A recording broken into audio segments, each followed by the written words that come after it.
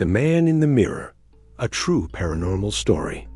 My brother and I never believed in ghosts.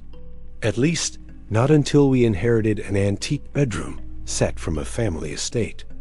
A few years ago, after the death of a distant relative, several pieces of old furniture were distributed among family members. Most of it was ordinary: tables, chairs, cabinets. Nobody seemed particularly interested in any of it. People took what they wanted and left the rest behind. But there was one piece that immediately caught our attention. An antique bedroom set unlike anything either of us had ever seen. The centerpiece was an enormous wooden dresser with a massive mirror attached to the back. The craftsmanship was incredible. Every inch of it was covered in detailed carvings that looked like they had been done by hand decades earlier. At the time, my brother and I were sharing an old farmhouse we rented together.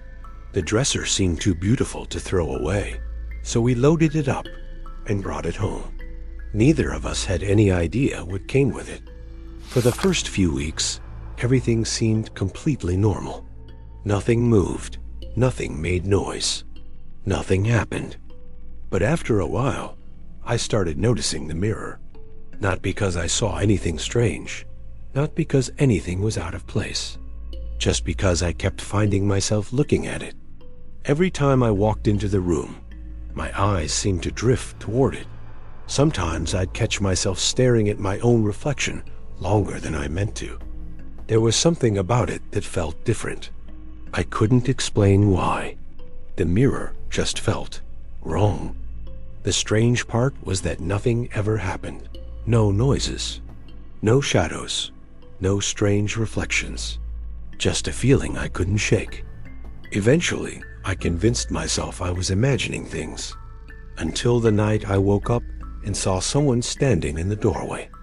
A few nights later, I woke up suddenly. I wasn't sure why. The house was completely silent. At first, I thought I had heard something. Maybe a creaking floorboard, maybe the wind outside. But then I looked toward the bedroom door, and that's when I saw him. A man was standing in the doorway, completely still. He wasn't moving. He wasn't speaking. He was simply standing there, watching. For a few seconds, neither of us moved. I just stared at him, trying to understand what I was looking at, trying to convince myself I was still dreaming. Then the figure slowly turned around and walked out of the room, as if he had never been there at all. That's when I jumped out of bed and followed him. The second he disappeared into the hallway, I jumped out of bed. My heart was pounding. I was convinced someone had broken into the house. I rushed into the hallway, expecting to see him standing there. But the hallway was empty. There was nobody there. I checked the front door first, locked, exactly the way we had left it before going to bed. Then I checked every window in the house, one by one. Every single one was shut and locked. I searched every room, the kitchen, the living room, even the bathroom. Nothing. No sign that anyone had ever been there. Eventually, I found myself standing back in the bedroom, looking at the mirror, trying to convince myself that I'd imagined the whole thing. And honestly, that explanation made a lot more sense than what I thought I had seen. For a while, I managed to convince myself that the whole thing had been a dream. Life went on, and eventually, I stopped thinking about the man completely. Then 3 nights later, I woke up again. The room was dark. Everything seemed normal at first, until I noticed movement near the dresser. Standing beside the mirror was the same man, the exact same figure I had seen standing in the doorway a few nights earlier. I froze. He didn't look at me. He didn't say a word. Instead, he slowly turned toward the mirror and raised one hand toward the glass. I watched as his fingers touched the reflection. Then he stepped forward, and somehow his body began sinking into the mirror, as if the glass wasn't solid at all. Within seconds, he was gone. The mirror reflected nothing but the empty room. I sat there staring at it for what felt like forever, and that was the moment I realized I hadn't imagined any of it. I didn't sleep at all that night. Every time I closed my eyes, I saw the man disappearing into the mirror. By morning, I felt exhausted. The next day, I told my brother everything. This time, he wasn't laughing. In fact, he looked nervous, almost relieved. After a long silence, he admitted something. For several nights, he'd been hearing footsteps in the hallway after we went to bed. Slow footsteps, back and forth, as if someone was walking through the house. At first, he thought it was me, but every time he checked, I was asleep, and the sounds would stop before he could find where they were coming from. Then he told me about the doors. More than once, he'd gone to bed with the bedroom door closed, only to wake up and find it standing open. Neither of us knew what to think anymore. Whatever was happening in that house, it wasn't happening to just one of us, and that was far more frightening than anything I'd seen in the mirror. After that conversation, neither of us looked at the house the same way. For the first time, we started paying attention to things we normally would have ignored. Listening, watching, waiting. At night, we began keeping the bedroom door closed before we went to sleep. It sounds ridiculous now, but somehow, having that door shut made us feel safer. The problem was, it never seemed to stay closed. More than once, we'd wake up in the middle of the night and find it standing open. Neither of us remembered opening it. Then came the footsteps. Not every night, but often enough that we both noticed them. Slow footsteps crossing the hallway outside the bedroom. Always after midnight. Every time we investigated, the house would be empty. No shadows, no intruders, no explanation. Just silence. And with each passing day, the feeling inside that house grew stronger. Something was there. We couldn't prove it, but we could both feel it. Then one night, we heard something far worse than footsteps. It was about a week later. Neither of us was asleep. We were sitting in the living room watching television, trying not to think about everything that had been happening. It was close to midnight when we heard it. A loud scraping sound coming from the bedroom. It sounded like something heavy being dragged across the floor. The kind of sound old furniture makes when it's moved.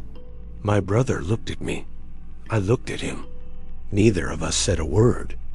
Neither of us wanted to investigate. But eventually, curiosity got the better of us. We grabbed a pair of flashlights and slowly started down the hallway toward the bedroom. When we reached the bedroom doorway, everything looked normal. The room was exactly the way we'd left it. Nothing appeared out of place. No movement, no sound, no sign that anything had been dragged across the floor. For a moment, I actually felt relieved. Maybe we'd overreacted. Maybe the noise had come from somewhere outside. Maybe there was a simple explanation for all of it. Then my eyes drifted toward the dresser, toward the mirror, and that's when everything changed. A figure was standing inside the reflection, not standing in the room, not hiding behind us. Inside the mirror itself, the reflection showed a man where there should have been nothing. The man stood perfectly still, watching us. The same face I'd seen standing in the doorway. The same face I'd watched disappear into the glass. For a second, I couldn't even breathe. Neither of us moved. Neither of us spoke. The room had gone completely silent. My brother and I simply stared back at the figure, trying to understand what we were looking at, trying to convince ourselves it wasn't real. Then the man took a step forward. The surface of the mirror rippled around him, like water disturbed by a stone. And right in front of us, he emerged from the glass. The temperature in the room seemed to drop instantly. Not gradually, not over a few minutes. Instantly, every hair on my arm stood up. A chill ran through my entire body. The air suddenly felt heavier, like the room itself had changed the moment he stepped through the glass. The man looked directly at us. For several long seconds, he didn't move. He simply stood there, watching, but there was no anger in his face, no hatred, no sign that he wanted to hurt us. If anything, he looked sad, the kind of sadness that's impossible to fake. His expression wasn't threatening. It was almost as if he was carrying some enormous weight, almost as if he was trying to tell us something, or warn us about something. Then, without saying a word, he slowly turned away from us. He walked toward the bedroom doorway. His footsteps made no sound, no creaking floorboards, nothing. And the moment he crossed into the hallway, he disappeared. My brother and I snapped out of our shock and ran after him. We rushed into the hallway, expecting to catch a glimpse of him turning a corner. But the hallway was empty. We checked every room, every doorway, every corner of the house, just like before. He was gone. Neither of us slept that night. We sat awake until sunrise, replaying everything we'd seen. The mirror, the figure, the way he looked at us. None of it made sense. But one thing was becoming impossible to deny. Whatever was happening in that house was real. And if we wanted it to stop, we needed answers. The following weekend, we began searching through boxes from the estate. Old records, letters, photographs, anything that might explain what was happening. For hours, we found nothing useful. Just old family paperwork and forgotten memories. Then my brother stopped turning pages. He had found something. Tucked inside an old photo album was a photograph of a man. The moment I saw it, my stomach dropped. It was him, the same face, the same eyes, the same expression.